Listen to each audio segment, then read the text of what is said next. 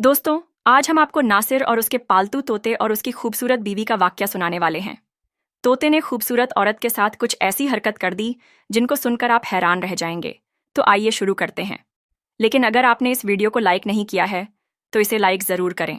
साथ ही हमारे YouTube channel voice of Syeda को सब्सक्राइब कर लें। पुराने ज़माने में नासिर नाम का एक सौदागर था जिसकी बीवी बहुत खूबसूरत थी। एक बार काम के सिलसिले में वह 4 साल के लिए दूसरे शहर चला गया और अपनी बीवी के पास अपने तोते को छोड़कर गया था ताकि तोता उसकी बीवी से बातें करें, उसका दिल बहलाए और उसका ख्याल रखे। नासिर के जाने के कुछ वक्त बाद तोता दीवारों पर बैठकर यह कहने लगा कि नासिर की बीवी जानिया है, यानी जिना करती है। यह रात में अपने आशना को बुलाकर रोशनी बुझा देती है। नासिर की बीवी को पत्थर मारो। नासिर की बीवी जानिया है। फज्र का वक़्त था। लोग नमाज अदा करने के बाद बाजारों की तरफ जा रहे थे और अपने कारोबार का आगाज करने लगे थे। मगर उस घर की दीवार पर बैठा वह बोलने वाला तोता वैसे तो अक्सर खामोश ही रहता, लेकिन जैसे ही गली में 2-4 लोग आते दिखाई देते तो फौरन यह जुमले दोहराने लगता। पहले तो तोते के अल्फाज पर लोगों ने गौर ना किया, मगर जैसे ही नासिर का नाम और जानिया सुना तो एक शख्स ठिठक कर रुक गया। हैरत से उस तोते को देखने लगा जो दिखने में बेशकीमती लग रहा था। उसने आगे बढ़कर उस तोते को पकड़ना चाहा, मगर वह उड़कर दूर जा बैठा और यही अल्फाज फिर से दोहराने लगा कि नासिर की बीवी अंधेरे में अपने आशना के साथ जिना करती है। वह शख्स तो घबरा चुका था कि यह कैसा तोता था जो यूं दीवारों पर बैठकर औरतों के राजफाश करता है। यूं उस शख्स को दीवार के पास खड़े होकर घूरता देखकर 2-4 लोग और भी वहां पर आ गए और उससे दरियाफ्त करने लगे कि क्यों भाई, इस घर के बाहर क्यों खड़े हो जानते नहीं? यह नासिर भाई का घर है। बड़ा ही शरीफ और नेक, आज तक उसने कभी किसी औरत को नजर उठाकर नहीं देखा। क्या तुम नहीं जानते कि वह इस घर में अपनी बीवी के साथ रहता है? यूं दीवार से झांक झांक कर तुम क्या देखना चाह रहे हो? लोगों ने जब उसे निशाना बनाया तो वह शख्स घबरा गया और फौरन तोते की जानिब इशारा करने लगा और बताने लगा कि यह तोता बड़ा अजीबोगरीब है। रोज दीवार पर बैठकर कुछ इस तरह के अल्फाज कहता रहता है कि मुझे तो कहते हुए भी शर्म आती है। न जाने असल माजरा क्या है। अभी वह 3-4 लोग खड़े ही थे कि इतने में वह तोता एक मर्तबा फिर यही अल्फाज दोहराने लगा था कि नासिर की बीवी जानिया है। लोग अपने कानों को हाथ लगाने लगे और आपस में खुसर फुसुर करने लगे। कुछ लोग कहने लगे कि इन परिंदों को तो बस सच बोलना ही आता है, जो कुछ देखते हैं वही कहते हैं। ये तोता बोलने वाला तोता है। यकीनन इसने नासिर की बीवी के बारे में कुछ तो ऐसा देखा होगा, तभी तो इस तरह की बातें फैला रहा है। यूं धीरे धीरे वह तोता हर तरफ यह बात फैला चुका था और लोग उस घर से दूर रहने लगे थे। मर्दों ने अपने घर की औरतों को उस घर में जाने पर पाबंदी लगा दी। हर कोई उस औरत को शक की निगाह से देखने लगा था। अक्सर वह तोता सुबह के वक्त ही दीवार पर बैठा होता। उसके बाद सारा दिन वह कहाँ होता, यह किसी को पता नहीं था। लोगों का यह भी कहना था कि शायद यह औरत ऐसी ही है, तभी तो लगता है कि नासिर भी इसे छोड़कर चला गया है। वह तिजारत करने के लिए घर से निकला, लेकिन दोबारा कभी वापस नहीं आया। लोग उस औरत को तरह तरह की बातें सुनाने लगे थे, बुरा भला कहने लगे थे। अक्सर मर्द उसके घर के बाहर इकट्ठे भी दिखाई देते। नासिर को गए हुए 4 साल गुजर चुके थे। उस शहर के बाजार में सौदागरों के काफिले आकर रुकते थे। जब एक दिन उस बाजार में नासिर को देखा गया, 4 साल बाद वह अपने शहर लौट रहा था। लोगों ने नासिर को देखा तो देखते ही पहचान गए, उससे मिलने लग गए, जबकि कुछ लोग तो उसे देखकर तंज करने लगे। तरह तरह की बातें कहने लगे कि कहाँ रह गए थे तुम्हें? अपने घर का कोई होश नहीं था?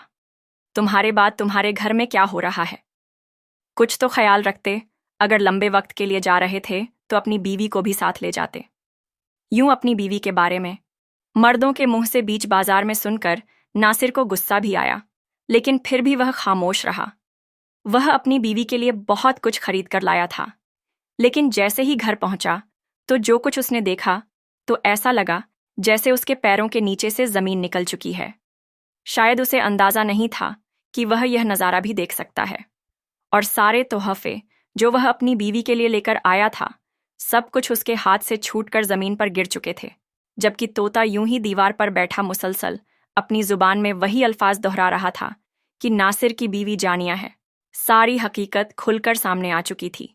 नासिर एक गैरतमंद और बाखलाक आदमी था, लेकिन जब अपनी बीवी की हकीकत को 4 साल बाद लौट कर आने पर उसने देखा तो उसे सब्र करना मुश्किल हो चुका था। वह कहने लगा कि अब इस बात का फैसला तो बादशाह ही करेंगे। तुमने मेरे साथ अच्छा नहीं किया। मैं तुम पर एतबार करता था, सोचा था कि तुम मेरी अमानत में कभी भी खयानत नहीं करोगी, लेकिन तुमने बता दिया कि तुम मेरे भरोसे के लायक ही नहीं थी। नासिर के घर का यह शोर लोग कान लगाकर सुन रहे थे, लेकिन कोई भी आगे बढ़कर कुछ कह नहीं सकता था। कुछ लोग बादशाह के पास गए। बादशाह सलामत उस वक्त दरबार में बैठे और वहां पर आने वाले लोगों के मसले मसाइल सुलझा रहे थे। अब लोगों ने बादशाह को नासिर की बीवी के बारे में बताया। बादशाह ध्यान से सारी बात सुन रहे थे। उनके कानों में यह अल्फाज भी पहुंचे थे कि वह तोता बड़ा ही बेशर्म है, अपनी मालकिन के बारे में बड़ी ही बेहया बात करता है। हर कोई उस औरत को बुरी नज़र से देखता है। बादशाह उन लोगों की बात सुनकर थोड़ा खांसने लगे ताकि लोगों की तवज्जो उनकी जानिब हो जाए। जैसे ही सब लोगों ने बादशाह की जानिब देखा तो बादशाह कहने लगे कि तुम्हें कोई हक नहीं पहुंचता कि तुम किसी की इज्जत पर यूं पीठ पीछे जुमले कसो। कुछ भी कहने से पहले यह बात जहन में रखना कि गीबत और तोहमत इंतहा गलत फेल समझा जाता है। अगर तुम किसी पर तोहमत लगाओगे तो याद रखना, इसका अंजाम अच्छा नहीं होगा। लोगों को बादशाह की बात समझ में आई। वह कहने लगे, लेकिन हमने जो कुछ सुना बस वही कह रहे थे, फिर भी हम माजरत चाहते हैं। बादशाह कहने लगे कि तुम एक अफवाह सुनकर दो कानों को बताते हो, और वह दो कान इस बात को आगे कुछ इस तरह से सुनाते हैं कि जब आगे चार कानों तक वह बात पहुंचती है तो उसमें और इजाफा हो जाता है और यूं इंसान गुनाहों में ढंसता चला जाता है। बादशाह उन लोगों को समझा ही रहे थे कि तभी दरबार में एक शख्स दाखिल हुआ जिसके कंधे पर एक तोता बैठा हुआ था। वह शख्स कोई और नहीं बल्कि नासिर था। नासिर इंतहा गुस्से में दिखाई दे रहा था और हाँफ रहा था। तेज तेज कदम उठाता बादशाह के सामने हाजिर हुआ। तभी एक शख्स दूसरे का कंधा हिलाकर कहने लगा कि अरे वो देखो, नासिर आ रहा है और अपने तोते को भी साथ ला रहा है। अरे ये तो बहुत अरसे बाद नजर आ रहा है, शायद इसे भी अपनी बीवी की करतूतों का इल्म हो गया होगा। तभी सब कुछ छोड़कर वापस आ गया। नासिर लोगों के अल्फाज सुन रहा था, लेकिन बड़ी मुश्किल से गुस्सा जब्त करता हुआ बादशाह सलामत की खिदमत में हाजिर हुआ। वह तोता बादशाह सलामत को देखकर फौरन अपने सर को हिलाने लगा और कहने लगा, बादशाह सलामत, बादशाह सलामत, मेरा सलाम कबूल कीजिए। बादशाह सलामत, आप तो सल्तनत के बादशाह हैं, मुझे बहुत खुशी हुई। आपसे मिलकर वह तोता बार बार यही अल्फाज दोहरा रहा था, जबकि सभी दरबारियों को तो जैसे सांप सूंघ चुका था। बादशाह भी एक पल को तोते को देखकर हैरान हो रहे थे। उनके चेहरे पर एक मुस्कुराहट छा गई। बादशाह ने मुस्कुराकर अपना हाथ आगे बढ़ाया तो वह तोता उड़ता हुआ बादशाह सलामत के हाथ पर आकर बैठ गया। बार बार अपनी चोंच नीचे करके बादशाह सलामत के गुण गा रहा था। बादशाह सलामत मुस्कुराकर उस तोते की जानिब देख रहे थे। आज से पहले किसी भी तोते को उन्होंने इतना ज्यादा बोलते हुए नहीं देखा था। बादशाह सलामत उस तोते की बातों में इस कदर खो गए कि उनके सामने खड़े लोग एक पल को उनकी याददाश्त से गायब हो गए। फिर अगले ही पल उनकी नज़र सामने खड़े शख्स पर उठी थी, जो शख्स कोई और नहीं बल्कि नासिर था। बादशाह कहने लगे, बताओ किस लिए आए हो तुम्हारा? यह तोता बहुत खूबसूरत है। अगर मैं इसे तुमसे खरीदना चाहूं तो मैं तुम्हें इसकी कितनी कीमत अदा करूंगा? वह शख्स जो शायद अपना एक संगीन मसला बादशाह की खिदमत में अर्ज करने के लिए आया था, जब उसने तोते की खरीदारी की बात सुनी तो अगले ही पल गहरी सांस खारिज करके कहने लगा, बादशाह सलामत, ऐसे कई तोते आप पर कुर्बान, यह मेरा पाला हुआ तोता है। इसे मैं हमेशा अपने साथ ही रखता था। मैं इसे बिल्कुल जैसे अपने साए की तरह रखता था। मैं हर बात इसे बताता, लेकिन मैं जिस मसले के तहत आपके सामने हाजिर हुआ हूं, बस यही दुआ है कि मैं वह बात आप तक पहुंचा सकूं। मेरी गहरत पर ऐसी ठेस पहुंची है कि मैं अपना दिल फटता हुआ महसूस कर रहा हूं। बादशाह सलामत और वहां पर मौजूद दरबारी सभी उस शख्स को देखने लगे थे, जो इंतहा गुस्से में और अंदर से टूटा हुआ महसूस हो रहा था। बादशाह सलामत उससे कहने लगे कि क्या बात है, तुम अपनी बात हमसे बयान करो, क्या हुआ है तुम्हारे साथ? वह शख्स जिसका नाम नासिर था, वह कहने लगा, बादशाह सलामत में कारोबार के सिलसिले में दूसरे शहर आता जाता रहता हूँ, लेकिन इस मर्तबा वापसी में इस कदर देर हुई कि 4 साल गुजर गए। मैं एक आम सी शक्ल सूरत का आदमी था, जबकि मेरी माँ ने मेरी शादी जिससे करवाई वह बेहद हसीन लड़की थी। एक पल को तो मुझे हैरत सी हुई। जब मैं पहली मर्तबा अपने कमरे में गया और अपनी बीवी को दुल्हन बने अपने ही कमरे में मौजूद पाया तो घबरा सा गया, बजाय अपनी दुल्हन के पास जाने के। मैं वापस कमरे से बाहर निकल आया और अपनी माँ से कहने लगा कि वालिदा, आपने मेरी शादी इतनी हसीन लड़की से क्यों करवा दी। मेरी इस बात पर मेरी माँ भी चौंक गई। कहने लगी कि क्यों, क्या हुआ है, इसमें परेशानी वाली कौन सी बात है। तुम्हें तो खुश होना चाहिए कि तुम्हारी जिंदगी में इतनी हसीन लड़की आई है। लेकिन मैंने एक नज़र अपने आप को आईने में देखा, फिर कहने लगा कि वालिदा, मैं तो आम सी शक्लो सूरत का इंसान हूँ, जबकि यह लड़की तो मुझे बेहद खूबसूरत लगती है। इसे तो हसीन तरीन लड़के भी ब्याह कर ले जा सकते थे। फिर इसके घर वालों ने मुझे ही क्यों इसके लिए पसंद किया। मेरी वालिदा को मेरी यह बात कुछ अच्छी नहीं लगी। वह घूर कर मुझे कहने लगी कि बेटा, अगर तुम्हें इतनी हसीन बीवी मिल गई है तो इसकी कदर करो। तुम खरा सोना हो, माल पैसा अच्छा कमाते हो, घर संभालते हो, यही वजह है कि लड़की वालों ने तुम्हें पसंद कर लिया है। सब कुछ ज़ाहिरी शक्लो सूरत नहीं होती, बल्कि सीरत भी अच्छी होना चाहिए। मेरी माँ की बात सुनकर मुझे थोड़ी बहुत तसल्ली तो हो गई थी, लेकिन फिर भी कुछ बातें ऐसी थीं जो मेरे दिल में शक सा पैदा कर रही थीं। मुझे लग रहा था कि शायद यह लड़की पहले से किसी के साथ ताल्लुक़ रख चुकी है, या फिर किसी को पसंद करती थी, या फिर इसके माँ बाप ने इसमें कुछ ऐसा ऐब देखा होगा जो इसको घर से चलता करने के लिए इसकी शादी करवा दी। ये सारी बातें मेरे दिमाग में आने लगीं तो मेरा दिल खट्टा सा हो गया। अपनी बीवी का सारा हुस्न मुझे फीका सा महसूस होने लगा। मैं अपनी बीवी के पास जाकर बैठा और उसके साथ काफ़ी सख्ती से पेश आने लगा। गुस्से से उसे अपनी वालिदा की निशानी पहनाई और कहने लगा कि अगर तुम चाहती हो कि तुम्हें खुशहाल जिंदगी मयस्सर हो तो बेहतर है कि अच्छे से रहना मेरी माँ की खिदमत कर, और जो मैं कुछ कहूँ वह मानना पड़ेगा। मैं तुमसे किसी भी तरह की कोई गलत बात ना सुनूं, वरना मैं गुस्से का बहुत सख्त हूँ। वह मेरी इस बात पर वह अपना सर नीचे कर चुकी थी। मैं जो जो कहता रहा वह मानती रही, तो मुझे एहसास हुआ कि शायद मैं अपनी बीवी के बारे में गलत सोच रहा हूँ। ये तो पाक दामन लगती है। मैं खुश हो गया। धीरे धीरे मेरा रवैया अपनी बीवी के साथ ठीक होने लगा। मेरा यह तोता मेरी दुकान पर ही पिंजरे में बंद रहता था। सारा दिन ग्राहक वहां पर आते, इससे बातचीत करते और खुश हुआ करते। मैं इस तोते को कभी भी घर नहीं लाया था। तोता मेरा पक्का दोस्त बन चुका था। फिर कारोबार के सिलसिले में मुझे दूसरे मुल्क जाना पड़ गया। मेरे एक दोस्त ने मुझे वहां पर बुलाया था। हफ्तों का सफ़र था और कठिन सफ़र था। मैं अपनी बीवी को साथ नहीं ले जा सकता था। इसी दौरान मेरी वालिदा का भी इंतकाल हो गया। जब से मेरी बीवी मेरे घर में आई थी, आस पड़ोस के लड़के दीवारों से झांक झांक कर हमारे घर देखने लगे थे। शायद मेरी बीवी को देखना चाहते थे। मुझे यह बात बहुत गुस्सा देती।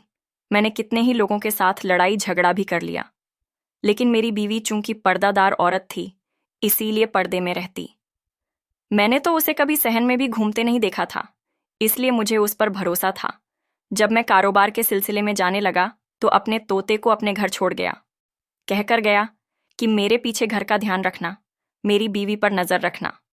अगर कोई भी दीवार फलांग कर घर में आने की कोशिश करे या किसी भी तरह का हमला करे तो तुम शोर मचा देना, हकीकत सबको बता देना, ताकि जल्दी से जल्दी लोग इकट्ठा हो सके। मेरा तोता मुझे बहुत वफादार लगता था। तोता कहने लगा कि ठीक है भाई, तुम जैसा कहोगे वैसा ही होगा। मैं नासिर की बीवी का ख्याल रखूंगा। इसके बाद मैं बीवी को छोड़कर चला गया और यूं वक्त बड़ी तेजी से गुजरने लगा, यहाँ तक कि 4 साल मुकम्मल हो गए। और फिर जब मैं घर वापस लौटा तो जो मंजर मैंने देखा वह देखकर तो बात मेरी गैरत पर बन आई थी। बादशाह के सामने इतना कहकर नासिर खामोश हो गया। उसका चेहरा तो अभी से ही सुर्ख लाल हो चुका था। ना जाने उसने ऐसा कौन सा मंजर देखा था। तभी सोचकर ही वह इस कदर बिखरा हुआ दिखाई देने लगा था। तो जब उसने वह मंजर अपनी आंखों से देखा होगा तब उसका क्या हाल हुआ होगा। बादशाह सलामत उसे खामोश देखकर सवाल करने लगे कि तुमने ऐसा क्या देख लिया। लेकिन नासिर ने गहरी सांस खारिज करके कहा कि बादशाह सलामत, दरअसल बात यह है कि मेरी बीवी उस वक्त कमरे में बहुत कम कपड़ों की हालत में मौजूद थी। बिस्तर पर लेटी थी और सिसकियां और आह भर रही थीं। लेकिन जैसे ही दरवाजे की आवाज़ आई तो फौरन पास पड़े कपड़े से अपना जिस्म छुपाने लगी। जो मंजर मैंने देखा मेरे लिए हैरान कुन था। मेरी बीवी उस वक्त जिस हाल में मौजूद थी, कोई भी शख्स अगर देखता तो शक में मुब्तला हो जाता। नासिर घबराते हुए बताने लगा कि बादशाह सलामत, मुझे कमरे से बीवी की किसी और के साथ बातें करने की आवाज़ें आ रही थीं। कुछ तो वक्त भी ऐसा था। बाहर अंधेरा फैल चुका था। जिस तरह की आवाज़ें थीं, सुनकर मैं घबरा गया। मैंने दरवाजे पर दस्तक दी और फिर जैसे ही दरवाज़ा खोलकर अंदर दाखिल हुआ तो मेरी बीवी घबराते हुए अपने जिस्म पर कपड़े लपेट रही थी। उसकी हालत इस तरह की थी कि कोई भी मर्द शक कर सकता था। सिर्फ इतना ही नहीं, मेरा तोता, जिसे मैं अपनी बीवी की रखवाली के लिए छोड़कर गया था ताकि वह उसका ध्यान रख सके, मेरी बीवी ने उसे पिंजरे में बंद कर रखा था। उसके मुंह पर कपड़ा लपेट रखा था और वह फड़फड़ा रहा था। मैं घबराते हुए कमरे में दाखिल हुआ। बिला शुबह वह मेरी बीवी थी, लेकिन मेरा तोता भी मुझे बहुत ज्यादा अजीज था। मैंने सबसे पहले पिंजरा खोला और अपने तोते के मुंह से इतना मोटा कपड़ा हटाया। मुझे देखकर वह कुछ बोला। मैं सोच भी नहीं सकता था। मेरा तोता, जिसे मैं अपना समझता था, वह कहने लगा कि नासिर, तुम्हारी बीवी जानिया है। तुम्हारी बीवी अपने आशना के साथ रातें गुजारती है। देखो, ये बत्ती बुझाकर अपने आशना के साथ गुनाह करती है। तुम्हारी बीवी जानिया है। बार बार वह यही अल्फाज दोहरा रहा था, जबकि मेरी बीवी अचानक मुझे वापस देखकर बजाय खुश होने के उल्टा घबरा चुकी थी। जल्दी से उसने अपने वजूद पर लिबास पहना था और फिर कहने लगी कि आप ऐसे आ जाएंगे, मुझे यकीन नहीं था। मैं आपके आने पर कुछ तैयारी कर लेती। वह जल्दी से उठी, लेकिन लड़खड़ाकर चल रही थी। उसका जिस्म भीगा हुआ था। इससे पहले कि वह मेरे करीब आती, मैं उसे थप्पड़ मार चुका था। उससे कहने लगा कि यह सब कुछ क्या है, कौन था इस कमरे में। मैं बौखलाया हुआ पागलों की तरह पूरे कमरे को टटोलने लगा, सामान उठा उठाकर फेंकने लगा। मैं उस शख्स को ढूंढना चाहता था जो उस कमरे में मौजूद था। मुझे तो अपनी बीवी पर पहले से ही शक था। मेरे जाने के बाद उससे मेरा इंतजार भी ना हुआ और वह अपने आशना को बुलाकर अपनी ख्वाहिश उसे पूरी करती रही। इतना कहकर वह शख्स अपना सिर नीचे कर चुका था, जबकि बादशाह सलामत उसकी बात सुनकर जितना हैरान होते उतना कम था। बादशाह सलामत के हाथ पर तोता बैठा कभी बादशाह को देखता तो कभी सामने खड़े अपने मालिक नासिर को देखता। बादशाह ने तोते को देखा और एक मर्तबा फिर तोते से भी यही सवाल किया कि यह नासिर ये सब क्या कह रहा है, क्या तुम झूठ बोल रहे हो? अगले ही पल तोता सब कुछ बोलने लगा। कहने लगा, बादशाह सलामत, बादशाह सलामत, आप पर मेरी जान भी कुर्बान। बादशाह हैरान था कि एक तोता भला ऐसी बातें कैसे कर सकता था। तोते तो सिर्फ वही बोलते हैं जो उन्हें सिखाया जाता है, लेकिन यह तोता तो इस कदर शातिर जहनियत रखने वाला था कि खुद से ही सब कुछ बोलता चला जा रहा था। बिला शुबह यह कोई आम तोता नहीं था। वहां पर बैठे दरबारियों को तो यह शक गुजरने लगा कि कहीं तोते में कोई असब या जिन्नात मौजूद ना हो जो इस तरह की बातें कर रहा है, क्योंकि एक परिंदा कोई भी यूं साफ जुबान में बोल नहीं सकता था। बादशाह सलामत को भी वह परिंदा वही सब कुछ बताने लगा जो अभी तक दीवार पर बैठकर वह सब कुछ बता रहा था। बादशाह ने एक गहरी सांस ली और नासिर से कहने लगे कि ठीक है, सबसे तो तुम्हें कोई हक नहीं पहुंचता कि तुम 4 साल इस तवील अरसे तक अपने घर से दूर रहो। अगर तुम्हारा इरादा दूर रहने का था तो तुम अपनी बीवी को भी साथ ले जाते। बहरहाल अब हकीकत क्या है, सामने लानी पड़ेगी। तुम्हारी बीवी क्या सच में तुम्हारी अमानत में खयानत कर रही थी, या फिर यह सिर्फ और सिर्फ एक गलत फहमी है? सब कुछ बहुत जल्द खुलकर सामने आ जाएगा। नासिर यूं सर नीचे किए हुए खड़ा था। कहने लगा, बादशाह सलामत, मुझे बस इंसाफ चाहिए। अगर मुझे इंसाफ मिल गया तो मैं यह तोता आपको बतौर तोहफा दे दूंगा। बादशाह मुस्कुराए और फिर नासिर से कहने लगे कि यह तोता अब मेरे महल में ही रहेगा। तुम वापस जाओ और जाकर अपनी बीवी के साथ अपना रवैया दुरुस्त रखो। वह शख्स यानी नासिर कहने लगा, बादशाह सलामत, मेरा तो उस औरत को देखने को भी जी नहीं चाहता। मेरा बस नहीं चलता। मैं इसी वक्त उसका गला घोंट कर उसे मौत के घाट उतार दूं, और आप कह रहे हैं कि मैं अपनी बीवी के पास जाऊं और अपना रवैया दुरुस्त करूं। बादशाह सलामत ने इस मर्तबा गहरी नजरों से उस शख्स को देखा, फिर कहने लगे कि मैं जो कह रहा हूं तुम उस पर अमल करो। हकीकत बहुत जल्द खुलकर तुम्हारे सामने आने वाली है। तुम जाओ, अपनी बीवी के साथ अपना रवैया ठीक रखो, अपने रवैये पर उससे माजरत करो। वह शख्स इंतहा दिल बर्दाश्त लग रहा था, उलझन खा रहा था, लेकिन चूंकि बादशाह सलामत का हुक्म था इसलिए उसने यह हुक्म मानना ही था। कहने लगा कि जो हुक्म आपका। इतने में वह तोता उड़कर अपने मालिक के कंधे पर बैठने लगा था कि बादशाह ने फौरन उस तोते को पकड़ लिया और सिपाही को हुक्म दिया। सिपाही जल्द ही वहां पर एक पिंजरा ला चुका था और तोते को उस पिंजरे में बंद कर दिया गया। वह पिंजरे में मुसलसल चीख रहा था, शोर मचा रहा था और यह कह रहा था, मुझे नासिर के साथ जाने दो, मैं नासिर के साथ जाना चाहता हूं, नासिर मुझे छोड़कर मत जाओ। मगर नासिर वहां से जा चुका था। वह तोता जो कुछ बोल रहा था और जैसे जैसे कह रहा था, बादशाह सलामत सब कुछ सुन रहे थे। फिर अपना भेस बदला और आज की रात वह नासिर के घर जाने वाले थे और देखने वाले थे कि उस घर में होता क्या है। को ऐसा था जो उनकी नजरों से अभी तक नहीं गुजरा था। तोता जो कुछ बता रहा था वह आधा सच था। मुकम्मल सच क्या था वह बहुत जल्द खुलकर सामने आने वाला था। रात होते ही बादशाह सलामत ने अपना भेस बदला और भेस बदलकर नासिर के घर की जानिब जाने लगे। घर के पास पहुंचकर बादशाह सलामत ने आसपास का जायजा लिया। यह घर वाकई में अपने जमाने का एक आलीशान घर था। साफ जाहिर था कि नासिर ने अपनी कमाई का एक बड़ा हिस्सा अपने घर पर लगाया था। बादशाह सलामत आसपास देखने लगे और फिर उन्होंने दीवार फलांग कर घर के अंदर जाना ही मुनासिब समझा। वह जो कुछ करने वाले थे वह गलत था।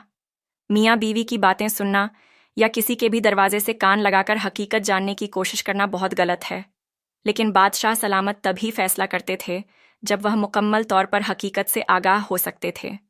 लेकिन क्योंकि सिर्फ नासिर की बात सुनकर वह फैसला नहीं सुना सकते थे, उन्हें साथ ही उस ताजिर यानी नासिर की बीवी से भी हकीकत जानना थी। उसके बाद ही वह इंसाफ कर सकते थे। बादशाह सलामत ने धीरे से दीवार फलांग कर घर में कदम रखा था। घर में बिल्कुल खामोशी थी। यहाँ पर सिवाय उन दोनों मियाँ बीवी के और कोई भी मौजूद नहीं था। बिल्कुल खामोशी थी जो छाई हुई थी घर में। फिलहाल तो गोया किसी शख्स की मौजूदगी का कोई एहसास ही नहीं था। मगर बादशाह सलामत ने जैसे ही कमरे के बाहर से गुजरना चाहा तो उन्हें अंदर से एक आवाज़ आई। यह आवाज़ नासिर की भी थी, जो शायद अपनी बीवी से बात कर रहा था। बादशाह ने दीवार से कान लगाया और फिर जो कुछ अंदर वह बातें कर रहे थे बादशाह सलामत सुनते रहे। वह ऐसी बातें नहीं थीं जो मियाँ बीवी तन्हाई में करते हैं। बहरहाल जो कुछ वहां पर हुआ और जो बातें की गई, बादशाह सलामत सबको जहन नशी कर चुके थे। इससे पहले किसी को शक होता कि इस घर में नासिर और उसकी बीवी के अलावा भी कोई मौजूद है, उससे पहले बादशाह वापस अपने महल में आ चुके थे। अगले रोज वह शख्स यानी नासिर बादशाह की खिदमत में हाजिर हुआ था। कहने लगा, बादशाह, आपने जो कुछ मुझे कहा था मैंने किया। आपके कहने पर मैंने अपनी बीवी के साथ अपना रवैया भी दुरुस्त रखा। उसे बिल्कुल भी महसूस नहीं होने दिया कि मेरे दिल में उसके लिए कितनी रंजिश है और मैं उसके लिए क्या महसूस करता हूँ।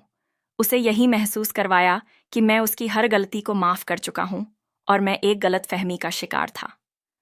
बादशाह सलामत ने सर को हिलाया और फिर कहने लगे कि ठीक है। तभी दरबार में सिपाही दाखिल हुआ था, जिसके साथ एक 60 साला बुजुर्ग भी मौजूद था। एक पोटली उन्होंने अपने कंधे पर रखी हुई थी और एक लाठी टेकते हुए वह दरबार में दाखिल हो रहे थे।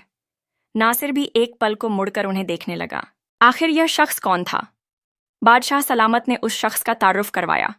कहने लगे, यह परिंदों का माहिर तबीब है। यह ना सिर्फ परिंदों के अमराज से वाकिफ है, बल्कि परिंदों की बोलचाल नस्ल से भी वाकिफ है। दरअसल इसको खास तौर पर बुलाया गया है उस तोते के लिए, ताकि हकीकत अच्छी तरीके से सामने आ सके। नासिर सर नीचे कर चुका था। बादशाह सलामत से कहने लगा कि मेरे लिए क्या हुक्म है? मेरी बीवी के उस इल्ज़ाम का कैसे पता चलेगा कि वह किसके साथ ताल्लुक बनाती रही है? इसके बाद सिपाही भी वहां पर पिंजरा लेकर आ चुके थे। जैसे ही तोते ने नासिर को देखा तो एक मर्तबा फिर दरबारियों के सामने चिल्ला चिल्ला कर कहने लगा, नासिर की बीवी तो बदकार है। नासिर की बीवी बहुत गंदी है। यह तो हर रात एक नए आशना के साथ वक्त गुजारती है। इतना सुनना था कि नासिर एक मर्तबा फिर आग बबूला हो गया। कहने लगा, बादशाह सलामत, ये देखिए, यह तोता क्या कह रहा है। मैं तो पहले एक आशना का ही सोच सोच कर घबरा रहा था। मेरा बस नहीं चल रहा था कि मैं उसकी ईंट से ईंट बजा दूं, उसकी बोटी बोटी करके गली के आवारा कुत्तों को खिला दूं, और यह मेरा तोता मुझे बता रहा है कि मेरी बीवी तो हर एक नए मर्द के साथ अपनी ख्वाहिश पूरी करती रही है। इतना सुनकर ही नासिर दहाड़े मार मार कर रोने लगा था। बादशाह ने उसे खामोश रहने का कहा। उन्हें कल रात का मंजर याद आने लगा, जो कुछ उन्होंने वहां पर देखा था। कल रात जब बादशाह उसके घर में गए थे तो उस शख्स की बीवी एक जानिब को बैठी हुई थी। नासिर जब उसके करीब गया तो वह फौरन खौफजदा हो रही थी। घबराते हुए अपने शौहर को कुछ कहने लगी थी कि मैंने तुम्हारी अमानत में खयानत नहीं की, मुझे कोई सज़ा मत देना। मैं तुम्हारे लिए आज भी वही पाक दामन हूं। लेकिन बजाय अपनी बीवी के साथ सख्ती से पेश आने के, उसने अपनी बीवी के साथ नरम रवैया रखा, बिल्कुल वैसे ही जैसे बादशाह सलामत ने कहा था। इसके बाद नासिर कहने लगा कि ठीक है, मैं तुम्हारी गलतियों को दरगुजार करता हूं। फिलहाल मैं तो 4 साल बाद यहां पर आया हूं, इसलिए तुम्हारे साथ वक्त गुजारना चाहता हूं। बादशाह सलामत ने उसके बाद उनकी कुछ बातें सुनी और फिर वहां से वापस अपने महल में आ चुके थे। कुछ ना कुछ हकीकत उनके सामने ही आ चुकी थी। बादशाह सलामत उस शख्स की बीवी की भी बात सुन चुके थे कि वह औरत किस मिजाज की मालिक है, लेकिन उसके साथ ही कई खदशात भी खड़े हो चुके थे। बादशाह सलामत नासिर की बीवी को बुलाकर हकीकत जानना चाहते थे। नासिर तो जिस कदर जल्दबाजी का मुजाहिरा कर रहा था, उसे देखकर तो बादशाह सलामत को यह डर होने लगा कि कहीं नासिर गुस्से से पागल ही ना हो जाए। वह परिंदों का माहिर तबीब तोते के साथ कितनी ही देर बातें करता रहा, उसे कुछ बताता रहा और सुनता रहा। फिर तोते को लेकर जो मालूमात उसके जहन में आई और जो कुछ उसे मालूम हुआ, उसने बादशाह सलामत को कमरे में बुलाया और बुलाकर सारी हकीकत उसने बता दी। बादशाह सलामत जितना हैरान होते उतना कम था। उन्होंने उस तबीब से कहा कि तुम उस तोते को अपनी निगरानी में रखो, फिर एक वक्त आएगा जब मैं तुम्हें इस तोते के साथ बुलाऊंगा। वह तबीब तोते को अपने साथ लेकर वहां से चला गया था, जबकि बादशाह सलामत ने अपने सिपाहियों को हुक्म दिया कि नासिर पर नजर रखो। जब यह अपने घर से जाए तो उसकी बीवी को दरबार में लेकर आओ। अगले रोज ऐसा ही हुआ था। बादशाह सलामत उस वक्त अपने दरबार में मौजूद थे जब सिपाही ने इत्तला दी कि नासिर अपने घर से निकल चुका है। बादशाह सलामत ने उन्हें हुक्म दिया कि जाओ और उसकी बीवी को यहां पर दरबार में लेकर आओ। बादशाह सलामत इस इंतजार में थे कि यकीनन आज वह दोनों का फैसला सुना देंगे, फिर सब कुछ सही हो जाएगा। लेकिन कुछ देर बाद सिपाही वापस आया और आकर कहने लगा, बादशाह सलामत, वह तो साथ आने को तैयार नहीं है।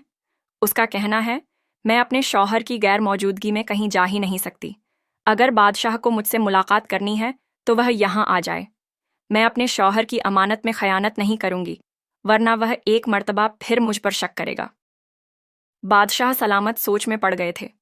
उस औरत के अल्फाजों की बादशाह सलामत ने कदर की और कुछ देर बाद अपना भेस बदलकर घर के बाहर पहुंच चुके थे। दरवाजे पर दस्तक दी तो उस औरत ने फिर दरवाजा ना खोला, लेकिन जब उसने अंदर ही से कड़क आवाज में आकर पूछा कि कौन है, तो बादशाह सलामत ने जब अपना तारुफ करवाया तो वह घबरा सी गई। पहले कहने लगी कि मेरा शौहर इस वक्त घर पर मौजूद नहीं है, आप यहां से चले जाएं। लेकिन जब बादशाह ने अपना तारुफ करवाया तो उसने अंदर आने की इजाजत दे दी और खुद पर्दे की ओट में खड़ी हो गई। बादशाह सलामत कहने लगे, बेहतर है कि तुम मुझे हकीकत बताओ, क्योंकि अगर मुझे हकीकत का इल्म हो गया तो ही मैं एक बेहतर फैसला कर पाऊंगा। मगर वो औरत सटपटा गई और कहने लगी, बादशाह सलामत, यह आप क्या कह रहे हैं? वह तो एक परिंदा है, बेअक्ल है, उसे क्या खबर क्या कहना है क्या नहीं, और आप उसकी बातों में आकर मेरे किरदार पर शक कर रहे हैं। इससे तो बेहतर था कि मैं मर जाती। मगर बादशाह सलामत कहने लगे कि यह मौका इन सब बातों का नहीं है। तुम मुझे हकीकत बताओ कि सचमुच तुम्हारी शादी से पहले किसी के साथ कोई रिश्ता था, तुम किसी को पसंद करती थी, या फिर तुम्हारे शौहर से तुम्हारा निकाह तुम्हारी मर्जी के बगैर हुआ। फिर उन 4 सालों में तुम्हारे शौहर के जाने के बाद किसी आशना ने तुम्हें इस कदर वर्गलाया कि तुम उसके साथ गुनाह करने पर मजबूर हो गई। सच्चाई क्या है, बताओ।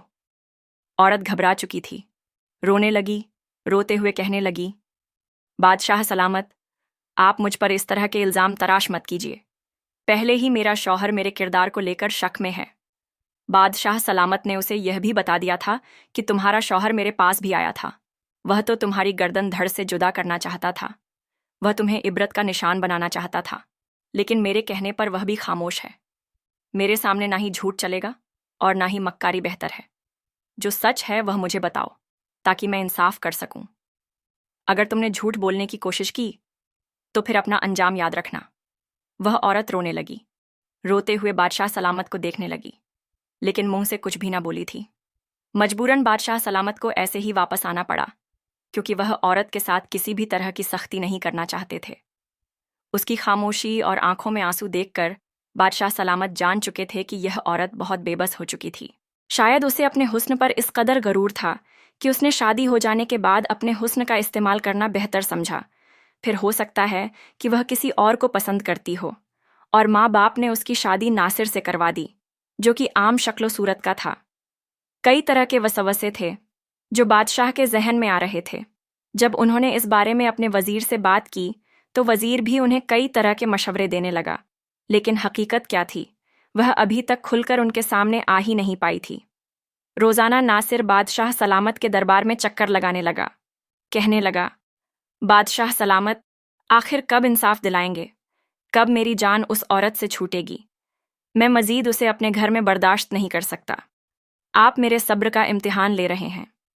मैं एक ऐसी लड़की को अपने घर में भला कैसे देख सकता हूँ जो कि मेरी अमानत में खयानत कर चुकी हो, जिसका गवाह एक परिंदा भी हो। बादशाह ने 1 हफ्ते बाद तबीब को बुलाया और तबीब से कहा कि तोते को लेकर आना दरबार लग चुका था। बादशाह ने सिपाही भेजकर दोनों मियाँ बीवी को दरबार में आने का हुक्म दिया था। दोनों मियाँ बीवी दरबार में आ चुके थे। उसी वक्त वहां पर वह तबीब भी हाजिर हो गया। पिंजरा उसके पास मौजूद था, लेकिन ढका हुआ था। जैसे ही पिंजरे को सामने रखा गया और बादशाह ने पिंजरे से कपड़ा हटाने का कहा, तो नासिर तो जैसे अपने तोते की याद में घुल ही गया था। जैसे उसने तोते को देखा तो उसकी आंखों में से आंसू आ गए। हर कोई बेताब था कि एक मर्तबा फिर नासिर की बीवी को देखकर तोता वही बात बोलेगा, लेकिन ऐसा नहीं हुआ था। जैसे ही तोते ने नासिर की बीवी और नासिर को देखा तो अगले ही पल वह कहने लगा कि नासिर की बीवी ने मुझसे निकाह किया है। नासिर की बीवी अब नासिर की नहीं बल्कि मेरी बीवी है। नासिर मेरा दुश्मन है। नासिर अपनी बीवी को मेरे हवाले कर दे, वरना मैं तुझसे जंग करने लगूंगा। तेरी बीवी सिर्फ और सिर्फ मेरी है। तू होता कौन है मेरी बीवी के साथ खड़ा रहने वाला? यह सुनकर तो दरबारी हैरत में मुब्तला हो चुके थे, जबकि नासिर गुस्से से आग बबूला हो चुका था। कहने लगा, ये क्या बकवास कर रहे हो? तुम एक परिंदे हो, ये मेरी बीवी है। ये किस तरह की बातें कर रहे हो? लेकिन वह तोता कहने लगा, तुम चुप करो। जब मैं कह रहा हूं कि यह मेरी बीवी है, मैं इसका शौहर हूं। मैंने इससे निकाह किया है। बादशाह सलामत ने मेरा निकाह पढ़वाया है। तो मेरी बीवी से दूर हो। नासिर हक्का बक्का खड़ा था। कुछ देर बाद ही वहां पर उस इलाके के और भी लोग आने लगे, जो कि उसी इलाके में रहते थे जहां पर नासिर रहता था। उस मोहल्ले के कई मर्द और औरतें वहां पर इकट्ठे हो चुके थे। बादशाह के कहने पर उस इलाके के लोगों को वहां पर बुलाया गया। नासिर हैरत से कभी उन लोगों को देखता, कभी बादशाह सलामत को। नासिर सोचने लगा कि बादशाह सलामत ने मेरे मामले को एक तो लटका रखा है, कितने रोज से मुझे टाल रहे हैं। शायद इनसे मेरा फैसला हो ही नहीं पा रहा। नासिर बसवसों में घिरने लगा था। अचानक बादशाह ने वहां पर खड़े लोगों से सवाल करना शुरू कर दिया कि बताओ तुम्हारे साथ कैसा कैसा मामला पेश आया है। सभी लोग कहने लगे कि बादशाह सलामत, आज से कुछ साल पहले हमारे इलाके में एक अजीब सा माहौल बन चुका था। ऐसा अजीबो गरीब चोर हमारे मोहल्ले में आ चुका था जो हमारी चोरियां करने लगा। हम रात को सोते तो सुबह हमारी कोई ना कोई चीज गायब होती। पहले तो सब लोगों ने यही समझा कि डाकू है। चौकीदारी के लिए भी हमने कुछ गुलामों को खड़ा कर दिया, लेकिन आज तक वह चोर हथते नहीं आया था और लोगों की कीमती चीजें चोरी होने लगी थीं। ताज्जुब की बात तो यह थी कि ना जाने चोर डाकू कौन था जो बड़े ही चुपके से कमरे में दाखिल हो जाता और सिर्फ सोने की अंगूठी, सोने के अशर्फियां ही चोरी किया करता था। धीरे धीरे लोग रातों को जागने लगे और दिन को सोने लगे। कुछ रोज के लिए तो हमारे इलाके में सुकून आ गया, लेकिन फिर दिन दहाड़े लोगों की आंखों के सामने ही चोरियां होने लगी थीं। ना जाने हमारी चीजें कहाँ गईं। लेकिन इससे भी बढ़कर जो हैरानकुन बात थी वह यह थी कि एक रोज जब हम लोग सुबह सुबह उठे और फज्र की नमाज अदा करने लगे तो हमारे दरवाजों पर दस्तक हुई। जब दरवाज़ा खुला तो देखा दरवाजे के बाहर हमारी वह चीज़ें जो कुछ अरसा पहले चोरी हो चुकी थीं वापस आ चुकी थीं। न जाने वह कौन शख्स था जो सीधे रास्ते पर आ चुका था और हमारी चोरी की चीज़ों को वापस रख चुका था। हमने तो यही समझा कि हो सकता है बादशाह सलामत ने उस शख्स को सज़ा दी हो और सुधर चुका हो। बहरहाल हम उस वाक्य को भूल गए। जब यह सब बातें हो रही थीं तो वह औरत जो नासिर की बीवी थी वह घबराई हुई खड़ी थी। उसकी घबराहट देखकर बादशाह सलामत को शक पड़ा। उसे कहने लगे कि नासिर की बीवी, यह लोग तो अपने हिस्से की हकीकत बता चुके हैं। अब आगे की हकीकत तुम बताओगी या फिर मैं बताऊं? वह घबराकर सिर नीचे की खड़ी थी, थर थर कांप रही थी। जबकि उन लोगों की चोरी से नासिर की बीवी का क्या चक्कर था, यह नासिर भी समझ नहीं पा रहा था। अगले पल नासिर के जहन में धमाके होने लगे। नासिर घबराकर कहने लगा, बादशाह सलामत, कहीं ऐसा तो नहीं कि मेरी बीवी जानिया होने के साथ साथ चोरी भी करती हो। बादशाह सलामत ने हाथ खड़ा करके उसे खामोश करवा दिया और कहने लगे कि खामोश रहो, हकीकत तुम्हारी बीवी ही बताएगी। पहले तो वह रोने लगी, फिर घबराते हुए उसने तोते की जानिब इशारा कर दिया। कहने लगी, बादशाह सलामत, जब मेरा शौहर काम के सिलसिले में चला गया और अपने तोते को मेरे पास छोड़ गया, पहले तो मैं बहुत घबराई, बहुत रोई कि मैं घर में अकेली हूं, इतना वक्त कैसे गुजारूंगी, ना जाने मेरा शौहर कब वापस आएगा। फिर धीरे धीरे मैं इस तोते के साथ बातें करने लगी। मैंने इस तोते के साथ अपनी गहरी दोस्ती बना ली। फिर तोता बार बार मुझे कहता कि मुझे पिंजरे से निकाल लो, और मैं उसकी बातों में आकर उसे पिंजरे से भी निकाल चुकी थी। ये पिंजरे से तो निकल गया, लेकिन कभी उड़कर या फिर छोड़कर ना गया। ये मुझसे बातें करता रहता और मैं इसे अच्छी अच्छी बातें भी सिखाती रहती, लेकिन दिन के एक बड़े हिस्से में गायब हो जाता और फिर वापस आ जाता। सारी सारी रात कहाँ जाता, मुझे कुछ पता नहीं था। लेकिन एक रोज़ जब मैंने गौर किया तो यह तोता घर के हिस्से में एक जानिब कच्ची मिट्टी खोदकर वहां पर कुछ दबा रहा था। जैसे ही वह तोता उड़ गया तो मैंने उस मिट्टी को खोदकर देखना चाहा। देखा तो उसमें सोने की बहुत से अंगूठियां, मालाएं और सोने की अशर्फियां मौजूद थीं। मैं घबरा गई कि सब कुछ क्या है। मैंने तो जब उस पर नजर रखी तो हकीकत खुलकर सामने आ चुकी थी। मैंने उस तोते को बहुत डांटा, उसे पिंजरे में बंद कर दिया और सजा के तौर पर उसे खाना भी ना दिया। वह मुझे धमकियों देने लगा था। यह इस कदर शातिर जहन का था कि इसने पिंजरे को ना जाने कैसे खुद से ही खोल लिया और फिर दीवार पर बैठकर इसने मेरे खिलाफ जुमले कसना शुरू कर दिए और मेरे खिलाफ तरह तरह की बातें करने लगा और लोगों को सुनाने लगा। इस तोते ने जिस इंसान का जो सामान चुराया था, मैंने रात के अंधेरे में उनके दरवाजों पर उनका सामान रख दिया, लेकिन यह तोता मुझ पर हमला करने लगा। इस तोते को मैंने बांध कर रखा था ताकि यह दोबारा यह कहीं जा ना सके, लेकिन इस तोते ने इस पिंजरे में बंद होने से पहले मुझ पर हमला कर दिया था। अपनी बारीक चोंच से इसने मुझ पर हमला किया। मेरे जिस्म पर जगह जगह कट लगाए। मैं लिबास पहनती तो मेरे जिस्म पर जलन होती, इसलिए मैं बेलिबास होकर चादर ओढ़े लेटी हुई थी और दर्द से कर्राह रही थी। लेकिन मेरा शौहर ना जाने क्या समझ बैठा। मेरे करहाने से शायद वह यह समझ बैठा कि कमरे में कोई और भी है। सारी हकीकत खुलकर सामने आ चुकी थी। सारी फसाद का जड़ सिर्फ और सिर्फ तोता था। वह परिंदों का तबीब भी वहां पर मौजूद था। वह यही कह रहा था कि यह तोता इंतहा आला जहनियत का मालिक है। इसका मजीद इंसानों में रहना खतरे से खाली नहीं है। यह लोगों के घर तक उजाड़ सकता है। वही नासिर के सामने जब हकीकत खुली तो वह सर पकड़कर बैठ चुका था। कहने लगा कि मेरे लिए सब कुछ यकीन करना इंतहा ही मुश्किल है, जबकि उसकी बीवी एक तरफ बैठी रो रही थी। उसने तो गुनाह ही किया नहीं था। नासिर ने अपने तोते को पिंजरे से निकालकर उसकी गर्दन मरोड़ दी। तोता वहीं पर फड़फड़ाकर मर चुका था, जबकि बादशाह सलामत ने गहरी सांस लेकर लोगों को बस यही पैगाम दिया कि कभी भी एक मानूस करदा जानवर या परिंदे के इशारों पर चलकर अपनी जिंदगी बर्बाद मत करो, ना ही किसी शख्स को इतनी अहमियत दो कि वह दो लोगों में फूट डाल सके। नासिर अपनी बीवी से शर्मिंदा था। तोता तो मर चुका था। नासिर बीवी से माफ़ी मांगकर बादशाह सलामत का शुक्रिया अदा करने के बाद वहां से चला गया। और इस तरह यह कहानी पूरी होती है। दोस्तों, अगर ये वीडियो आपको पसंद आई हो तो इसे लाइक ज़रूर करें। साथ ही YouTube चैनल शहानी नॉलेज को सब्सक्राइब नहीं किया है तो सब्सक्राइब करके बेल आइकन भी दबा दें। शुक्रिया।